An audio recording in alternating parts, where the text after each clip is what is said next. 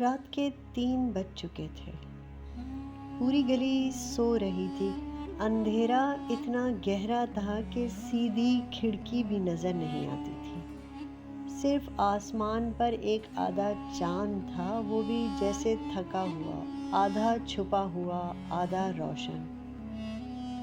صرف ایک کھڑکی تھی جو روشن تھی، صرف ایک چولہا تھا جو جل رہا تھا، صرف ایک ہاتھ تھا جو کانپتے کانپتے آٹا گوندھ رہے تھے۔ وہ ہاتھ ایک عورت کے تھے، عمر شاید 45 سال تھی، لیکن آنکھوں کو دیکھو تو لگتا تھا اس عمر نے صرف سالوں کو نہیں گنا، درد کو نہیں۔ آنکھوں کے نیچے کالے حلقے جو نیند کی کمی سے نہیں، سالوں کی تھکن سے بنے تھے۔ بالوں میں سفیدی تھی جو عمر سے نہیں، تکلیف سے آئی تھی۔ ہاتھ کھردرے جو نرمیت سے نہیں، محنت سے بنے تھے۔ لیکن وہ ہاتھ رک نہیں رہے تھے، گوندھ رہے تھے، ڈھیلے نہیں ہوئے تھے، وہ مسلسل آٹا گوندھ رہے تھے۔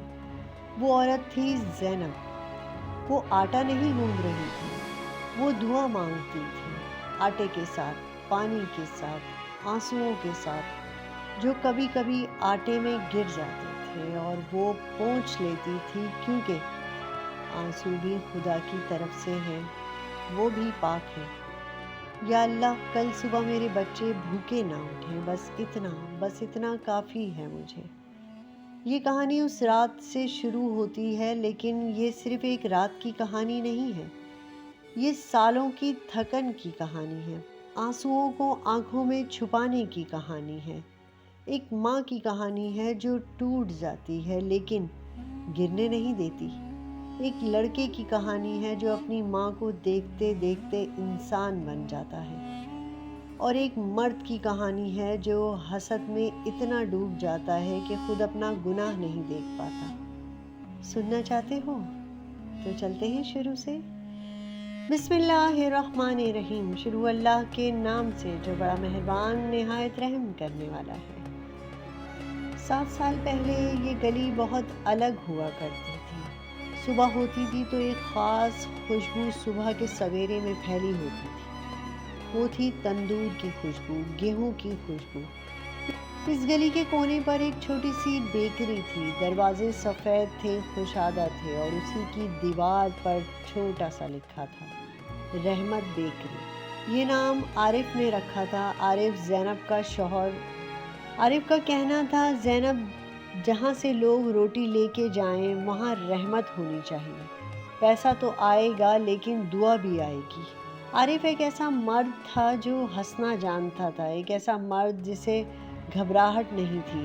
صبح اٹھتا، پہلے وضو کرتا، پھر 2 رکعت نفل پڑھ کر اپنی دکان کو شروع کرتا۔ گھر میں خوشبو پھیلتی، زینب جاگتی، مریم مچلتی، اور وہ دن شروع ہوتا جیسے کوئی نغمہ شروع ہوتا ہے، دھیرے دھیرے، میٹھا میٹھا۔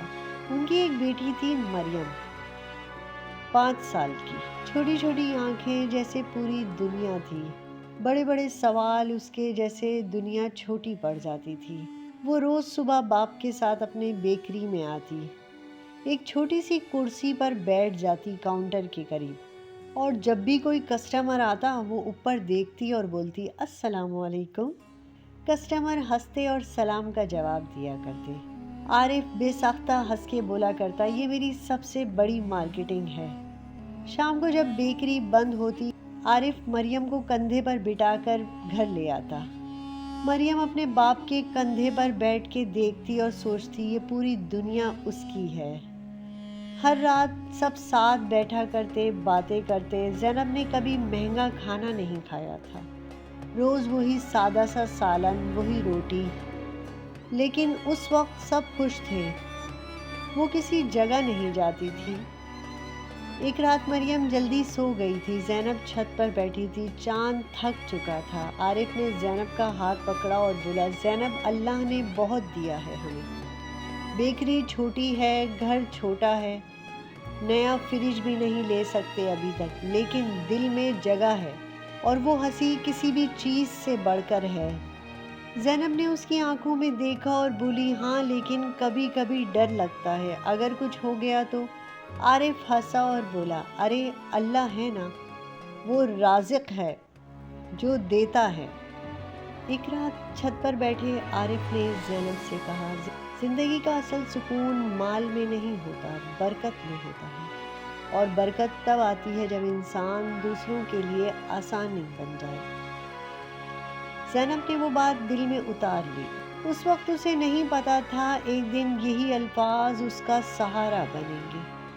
ایک صبح عارف ہمیشہ کی طرح بیکری کے لیے نکلا۔ مریم ابھی سو رہی تھی، زینب بھی۔ دروازہ بند کرتے وقت عارف نے ایک نظر دونوں پر ڈالی اور مسکرایا، پھر وہ چلا گیا اور پھر واپس کبھی نہیں آیا۔ رستے میں ایکسیڈنٹ ہوا، سب کچھ چند لمحوں میں ختم ہو گیا۔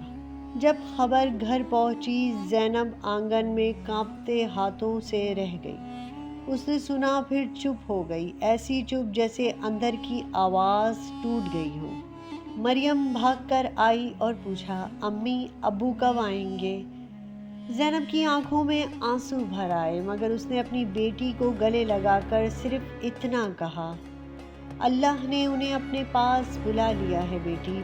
اس دن سے زینب بیوہ ہو گئی، مگر وہ ساتھ ایک ماں بھی تھی۔ لوگوں نے کہا، اب بیکری کیسے چلے گی؟ عورت اکیلی کیا کرے گی؟ بند ہو جائے گی دکان۔ لیکن زینب نے کسی کو جواب نہیں دیا۔ اگلے دن وہ صبح 3 بجے اٹھی، وضو کیا اور 2 رکعت نماز پڑھی اور پھر تندور جلایا۔ اس نے خود آٹا گوندا، خود روٹیاں بنائیں، خود بیکری سنبھالی، خود مریم کو اسکول بھیجا اور خود رات کو اللہ کے سامنے رو کر دعا مانگی۔ دھیرے دھیرے لوگ سمجھنے لگے، زینب کی بیکری میں صرف روٹی نہیں ملتی، وہاں محبت ملتی ہے، عزت ملتی ہے، دعا ملتی ہے۔ اگر کوئی غریب آتا ہے، اس کی بیکری میں پیسے کم ہوتے ہیں، زینب کہتی ہے، لے جاؤ، رزق اللہ دیتا ہے۔ اور عجیب بات یہ تھی کہ جتنا وہ دیتی تھی، اتنی ہی اس کی دکان میں برکت بھی تھی۔ گلی کے دوسرے کونے پر ایک اور بیکری تھی، اس کا مالک کامران۔ اس کی بیکری تھوڑی بڑی تھی، مہنگی تھی، مشینیں تھیں، نیا سیٹ اپ تھا، اچھا مال۔ لیکن لوگ پھر بھی زینب کی بیکری آتے۔ کامران کو جلن ہونے لگی، اس نے لوگوں سے کہنا شروع کیا، پتہ نہیں ان کا آٹا کیسا ہوتا ہے، صفائی بھی نہیں اتنی ہوتی، میں تو اپنے گھر والوں کو وہاں سے کھانے نہیں دیتا۔ پھر اس نے سپلائر کو پیسے دے کر زینب کا آٹا رکوانا شروع کر دیا۔ ایک دن بیکری بند رہی۔ مریم اسکول سے آئی تو بند دروازہ دیکھا، اندر زینب چپ بیٹھی تھی۔ اس دن گھر میں صرف خاموشی تھی، مگر اس خاموشی میں بھی زینب نے اللہ سے امید نہیں چھوڑی تھی۔ مریم اب بڑی ہو رہی تھی، ذہین بھی تھی اور دل سے صاف بھی۔ ہر جمعہ اس کی عادت تھی، اسکول کے بعد روٹیاں لے کر غریبوں کی بستی جاتی تھی، چھوٹے بچوں کو کھانا کھلاتی تھی۔ نہ کوئی تصویر، نہ کوئی ویڈیو، نہ کوئی دکھاوا، صرف اللہ کے لیے۔ ایک دن زینب نے اسے دیکھ لیا، دور کھڑی وہ اپنی بیٹی کو بچوں کے بیچ روٹی بناتا دیکھ رہی تھی۔ اس کی آنکھوں میں آنسو آ گئے۔ اس نے دل میں کہا، یا اللہ، عارف چلا گیا لیکن اس کی تربیت زندہ رہ گئی۔ ایک رات دروازے پر دستک ہوئی، کامران کھڑا تھا، ہاتھ میں آٹے کی بوری، آنکھوں میں شرمندگی۔ اس نے روتے ہوئے کہا، زینب باجی، میں نے آپ کے ساتھ ظلم کیا ہے، آٹا میں نے رکوایا تھا، مجھے معاف کر دیں۔ زینب نے اس کی بات سنی، پھر صرف اتنا کہا، اندر آؤ، چائے پیو۔ کامران حیران رہ گیا، آپ مجھ سے نفرت نہیں کریں گی؟ زینب مسکرائی، اگر اللہ تمہاری اتنی غلطیاں معاف کرتا ہے تو ہم دوسروں کو کیوں معاف نہیں کریں گے؟ کامران ٹوٹ گیا۔ اس رات وہ پہلی بار سکون سے رویا اور اسے اپنی زندگی میں بہت سکون محسوس ہو رہا تھا۔ اس رات کامران اسٹور روم گیا جہاں اس نے بہت سی روٹیاں چھپا کر رکھی تھیں، مگر جب اس نے وہ بوری کھولی تو اندر کی روٹیاں سوکھ کر راکھ جیسے ہو چکی ہوں۔ اس کے ہاتھ کانپ گئے، وہ زمین پر بیٹھ گیا اور رونا شروع کر دیا۔ اسے سمجھ آ گئی جو رزق اللہ کے نام پر روک دیا جائے اس میں برکت نہیں رہتی، اور جو اللہ کے لیے دیا جائے اس میں کبھی کمی نہیں ہوتی۔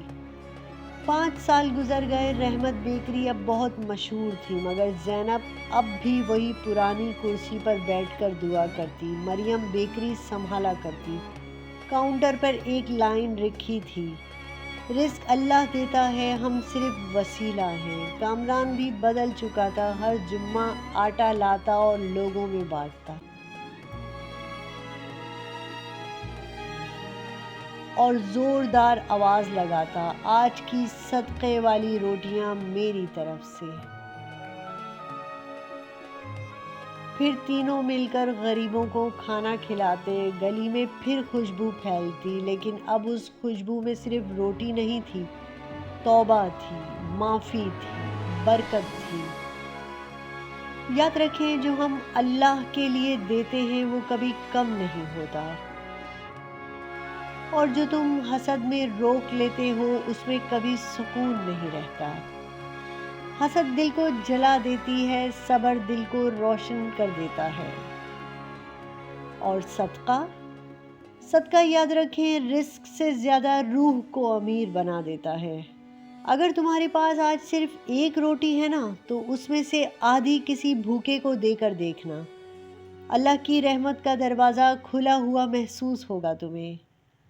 اور جو تم اللہ کی راہ میں خرچ کرتے ہو نا، اللہ اس کا بدلہ ضرور دیتا ہے، اور وہ سب کچھ بہترین رزق دینے والا ہے۔ اللہ ہم سب کو رزق میں حلال برکت عطا فرمائے، حلال رزق عطا فرمائے، آمین یا رب العالمین۔